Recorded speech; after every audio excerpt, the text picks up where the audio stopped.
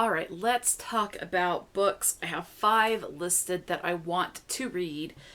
These books take place in Arkansas, so the state of Arkansas within the United States. Just a quick reminder, I can't recommend them because I haven't read them. These are just books that I am interested in reading. So, take with that what you will. Okay, so there are, I think, are they all adults? Adult. Yep, these are all adult books, all fiction. So let's go ahead and get into this. So book number 1 is A Painted House, and this is by John Grisham. So this is an adult fiction mystery book. So this one we're following, starting with the perspective of Luke, and he is 17. And Luke lives in cotton fields. So, and he lives with family, and he picks cotton. So I imagine there's going to be probably some stuff based on that about race. Not sure if this is a historical fiction. It just says fiction mystery. So we'll see what's going on. Anyway, so with working with his family and friends, Luke keeps hearing these secrets. And so he wants to keep these secrets. But does he have to tell some of them? Probably be a good idea. I don't know if he will, and if he'll figure out what secrets are best to be told and to save people or change certain situations, or if he keeps all of them. I don't know. But a lot of these secrets that he hears are threatening. So we'll see what he does to cope with that. If he keeps the secrets, if he doesn't say them but tries to do something about them, or if he does reveal the secrets to someone to try and get help to do something, or if he just doesn't do anything and it's just lets things happen despite threatening and possible harm that may come. So I'm not sure. We'll see what happens. So that's A Painted House by John Grisham. Okay, second book I want to talk about is Shakespeare's Landlord. Now this is part of a series. Shakespeare's Landlord is the first in the Lilybird series, and there's 5 in this series. And this is by Charlaine Harris, I'm guessing is how you say it. And this is an adult cozy mystery. I do like cozy mysteries. So Lilybird, again, that's the name of the series. It's also the name of the character.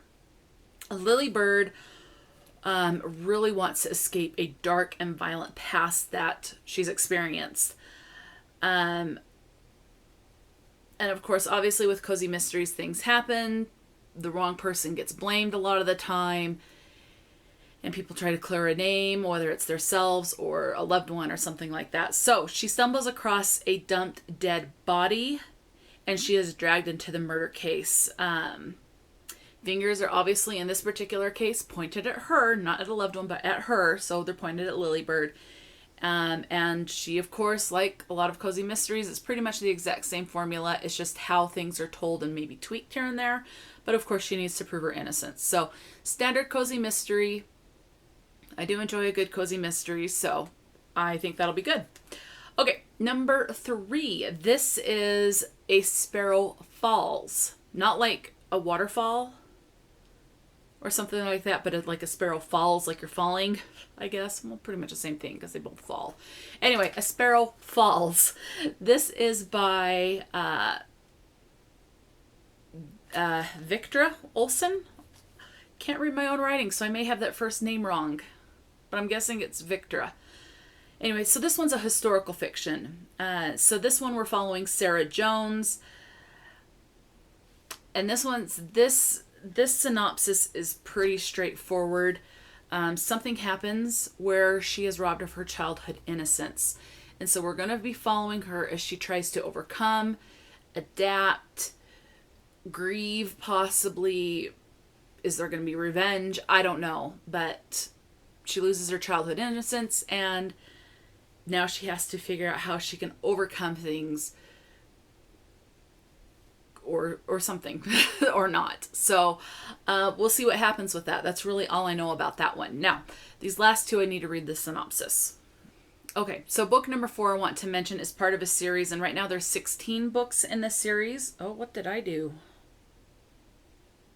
Okay, this is the Arly Hanks series. This is by Joan Hess, and this is also a cozy mystery. Now, the reason why I want to read this first book is called Malice and Magody. I may have said that wrong, but that's what I'm guessing. Synopsis is literally one sentence. So I'm just going to read this because I cannot describe this book any more perfectly and intriguingly than this does. So here's the synopsis for Malice and Magody. When murders disrupt the peaceful town of Maggoody, Sheriff Hanks and her slow deputy Polly set out on a hilarious, hell-raising chase through the backwoods in search of a murderer. So, I mean, that's all it says, and I can't describe it better, so you're going on a hell-raising chase. So that's pretty much it. That's literally all that says. So I think it sounds great. Again, I like a good cozy mystery, so I think this is right up my alley. Okay, so this last book, so book number 5 that I want to talk about is a standalone. I love the title. This I definitely need to read the synopsis for because it's so out there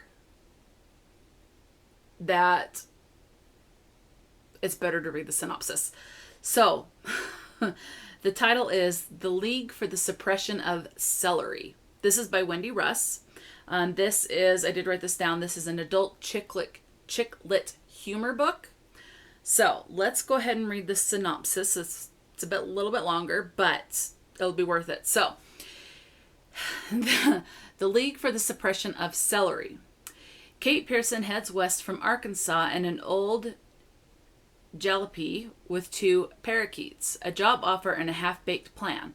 Dreamboat celebrity chef Warren Hoffman has offered Kate a job and himself if she will relocate to Oxnard, California. So this does take place in part in Arkansas and then obviously California.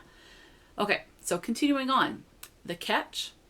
Kate soon discovers Warren has a big secret and that he's possibly crazy. During her journey, Kate stumbles into the lair of paranoid militants calling themselves the League for the Suppression of Celery. When they learn her destination is Oxnard, celery capital of the world, they stop at nothing to indoctrinate her into their nefarious cult. Her escape from the League sends her racing toward her happily ever after while being pursued by members of the League who want her back, and by the compelling new friend who inexplicably quits his job to travel across the country to find her.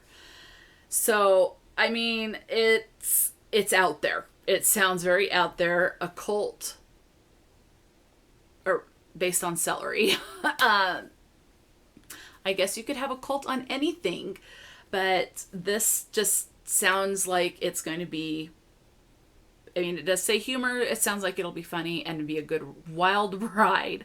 So, The League for the Suppression of Celery.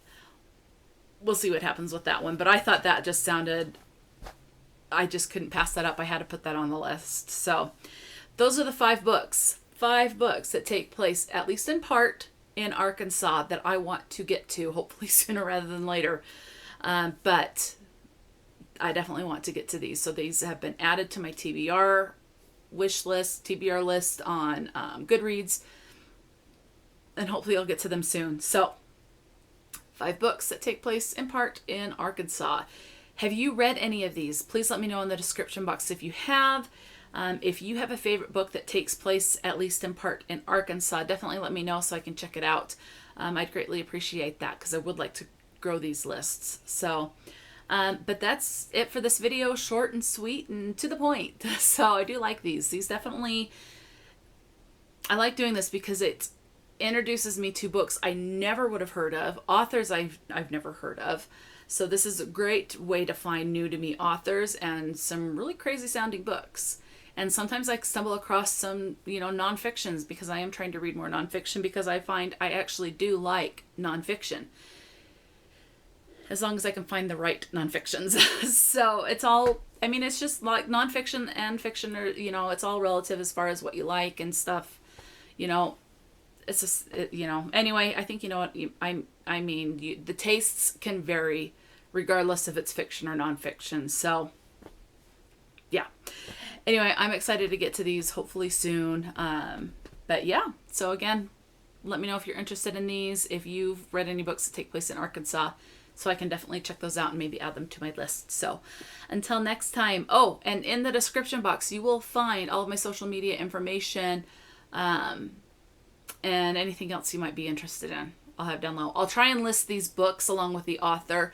I know that not everyone does Goodreads, so I'll at least put the title and the author so that you can go to, whether it's Amazon, Book Depository, go to your local independent bookstore or wherever if you're looking for these books, or your library, wherever if you want to check them out as well. So at least have the title and the author of the book. I don't think I'll put the links to Goodreads because, again, not everyone likes Goodreads. I know that. So whatever platform you use, you'll at least have the author and the title. So again, that's it for now. So until next time, stay true to yourself and enjoy a good book, and I'll talk to you later.